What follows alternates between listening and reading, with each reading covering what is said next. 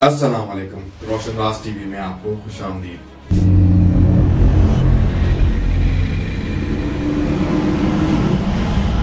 دوستوں، اگر بات قدیم زمانے کی تعمیرات کی جائے تو اہرام مصر ایک حیرت انگیز تعمیر ہے۔ اہرام مصر دنیا کے 7 عجائبات میں سے ایک ہے۔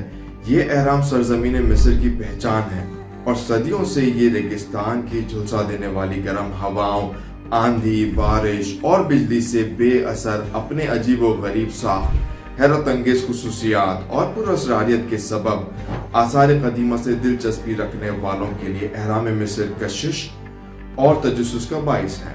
بڑے بڑے پتھروں کو اس عمدگی سے اس قدر بلندی پر جڑے ہوئے دیکھ کر ہر کوئی قدیم مصری تہذیب کے کاریگروں کو داد دیے بغیر نہیں رہ سکتا۔ اہرام پر ریسرچ صدیوں سے جاری ہے۔ جدید سائنسدانوں، فلسفیوں اور کالجز اور ماورائے علوم کے ماہرین نے اہرام کی تعمیر کے مقاصد کے بارے میں گزشتہ 200 سالوں سے بہت کچھ لکھا ہے، مگر آج بھی اہرام کے متعلق بہت سے جواب طلب ہیں۔ بعض ماہرین مصریات اہرام کو محض مقبرہ یا پھر معبد قرار دیتے ہیں، لیکن بعض مورخین کا یہ خیال ہے کہ اہرام مصر علوم کے محافظ ہیں۔ انتہائی ہولناک تباہیوں اور طوفانوں کے خطروں کی وجہ سے قدیم لوگوں نے اپنے علوم کی کتابیں، ایجادات اہرام کے خفیہ کمروں میں محفوظ کر لی تھیں۔ کچھ ریسرچرز کا یہ بھی خیال ہے کہ اہرام خلائی مخلوق UFO نے تعمیر کی ہے تاکہ وہ دوسرے سیاروں سے رابطہ قائم کر سکے، یا پھر یہ علم نجوم کے لیے بنائی گئی رصدگاہ ہے۔ بعض ماہرین کے مطابق اہرام زلزلوں کو روکنے کا کام کرتے ہیں۔ چند سائنسدانوں کا خیال ہے کہ اہرام دراصل پاور پلانٹ ہیں جنہیں قدیم ادواروں کے ترقی یافتہ قومیں توانائی کے حصول کے لیے استعمال کرتی تھیں۔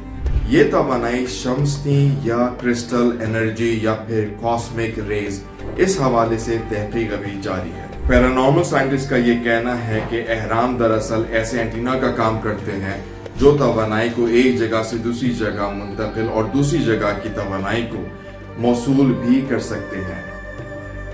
ان کے مطابق قدیم اقوام کے لوگ اسے بطور مواصلاتی نظام بھی استعمال کرتے تھے، اسی لیے یہ دنیا کے کونے کونے میں پھیلے ہوئے ہیں۔ چند محققین کا یہ بھی ماننا ہے کہ یہ مواصلاتی سسٹم ٹیلی پیتھی کے ذریعے چلتا تھا۔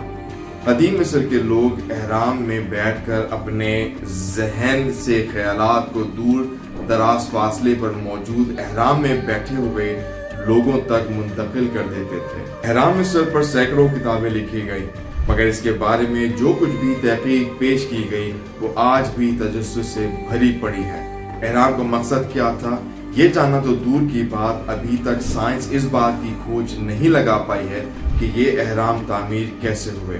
ایک عام تصور جو اہرام کے متعلق لوگوں کے ذہنوں میں پایا جاتا ہے وہ یہ ہے کہ اس کی تعمیر 5000 سال قبل فرعون خوفو کے عہد میں شروع ہوئی۔ 1 لاکھ سے زیادہ مزدوروں درختوں کے رولرز پر بڑے بڑے پتھر رکھ کر رسوں کی مدد سے کھینچتے ہوئے لائے تھے۔ صرف غزہ کے اہرام کی تعمیر میں 30 لاکھ کے قریب گرینائٹ کے پتھر استعمال ہوئے ہیں، جن کا وزن 2.6 ٹن سے 70 ٹن تک کا ہے۔ گرینائٹ کے پتھروں کو بغیر کسی سٹینلیس اسٹیل کٹر یا لیزر ٹیکنالوجی کے کاٹنا ناممکن ہے، اور پتھر کی سطح اتنی چکنی ہے جیسے چاندنی کا ورق۔ اگر آج کی جدید ترین مشینریز کے ذریعے سینکڑوں میل دور اسوان کے پہاڑوں سے ٹنوں وزنی گرینائٹ کے بلاکس کاٹ کر فی دن 10 بلاکس کے حساب سے بھی لا کر لگائیں تو مکمل اہرام کی تعمیر میں 385 سال لگیں گے۔ اور یہ بھی ظاہر ہے کہ کسی ایک فرعون کی عمر بھی اتنی نہیں تھی کہ وہ محض اپنے مقبرے کی تعمیر اپنے موت سے 385 سال قبل شروع کروا سکے۔ دوسری بات یہ کہ آج سے 5000 سال قبل پوری دنیا کی آبادی 2 کروڑ کے لگ بھگ ہوگی۔ ایسے میں صرف مصر جیسے صحرائی خطے میں جہاں صرف دریائے نیل کے کنارے زرخیز پٹی ہے، وہاں 1 لاکھ سے زیادہ افراد کا جمع ہونا، جن میں معمار، سنگ تراش، ملا، راہب، سوداگر، کسان، سرکاری اہلکار اور فرائین کا اپنا کنبہ الگ، پھر اس صحرائی خطے میں 1 لاکھ سے زیادہ افراد کی رہائش اور خوراک کا انتظام کرنا سراسر ناممکن ہے۔ ایک برطانوی ریسرچر کرسٹوفر پی ڈیون برسوں سے اہرام پر ریسرچ کر رہے تھے۔ انہوں نے قدیم مصر میں ایڈوانس مشینری کے حوالے سے کئی مضامین اور کتابیں تحریر کی ہیں۔ کرسٹوفر پی ڈیون اپنی کتاب غزہ پاور پلانٹ میں تحریر کرتے ہیں کہ وہ 1986 کے دوران جب مصر میں قاہرہ میوزیم کی سیر کے لیے گئے تو انہوں نے دیکھا کہ میوزیم کے ایک کمرے میں پیتل کے مختلف اوزار رکھے ہیں۔ وہ لکھتے ہیں، ان پتھروں کو اٹھا کر یہاں تک لانا اتنا بڑا کارنامہ نہیں، اس سے بڑا کارنامہ ان کو اس ترتیب سے کھڑا کرنا ہے کہ ان میں ہر ایک کے درمیان انچ کے 1000ویں حصے کا بھی فرق نہیں۔ اتنی بڑی چٹانوں کو اس کاریگری سے لگانا کہ ذرا سا بھی عیب باقی نہ رہے، اس بات کی نشاندہی کرتا ہے کہ یہ کام موجودہ دور میں زیر استعمال دیو ہیکل مشینوں کے ذریعے بھی ممکن نہیں ہو سکتا۔ یعنی اس کام کے لیے جو ٹیکنالوجی استعمال کی گئی ہوگی موجودہ ترقی یافتہ دور میں اس کا کوئی تصور موجود نہیں ہے۔ کچھ پر اسرار علوم کے ماہرین کے مطابق قدیم مصریوں کے پاس ایسی مشینیں تھیں جو کشش ثقل کی نفی کر سکتی تھیں، جس کی مدد سے کئی ٹن وزنی پتھروں کو پروں کی طرح اٹھا کر یا ہوا میں تیرا کر ایک جگہ سے دوسری جگہ پہنچایا جاتا تھا۔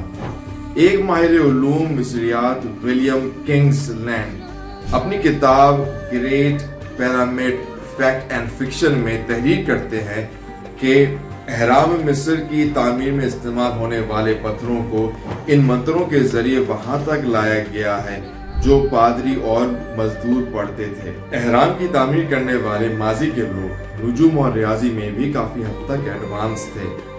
ایک اور مغربی ریسرچر ایرک وان ڈینکن کے خیال میں اہرام کمپیوٹر کی مدد سے تعمیر ہو سکتا ہے، یا پھر شاید دوسرے سیاروں کی ذہین مخلوق نے لیزر شعاعوں سے بڑے بڑے پتھروں کو تراشا ہوگا اور اینٹی گریوٹی یعنی چیزوں کو بے وزن کر دینے والے آلات سے کام لے کر وزنی پتھروں کو 900 فٹ کی بلندی تک ترتیب وار جوڑا ہوگا۔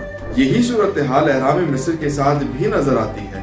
اہرام بھی دنیا کے کئی خطوں میں پائے جاتے ہیں اور ان میں بھی مقناطیسی لہروں کی شدت نوٹ کی گئی ہے، اور اس کی تعمیر میں بھی انسانی ہاتھوں کا سراغ نہیں مل سکا ہے، اور نہ ہی موجودہ دور کی جدید ٹیکنالوجی سے آراستہ حساس اور دیو ہیکل مشینری سے اس قابل ہے کہ ایسی محر العقل تعمیر کا کام انجام دے سکے۔ دوستو، ہماری ویڈیوز اگر آپ کو پسند آئی تو اسے لائک کیجئے، سبسکرائب کیجئے اور اپنے دوستوں کے ساتھ شیئر کیجئے۔ آپ کا بہت بہت شکریہ۔ اللہ حافظ۔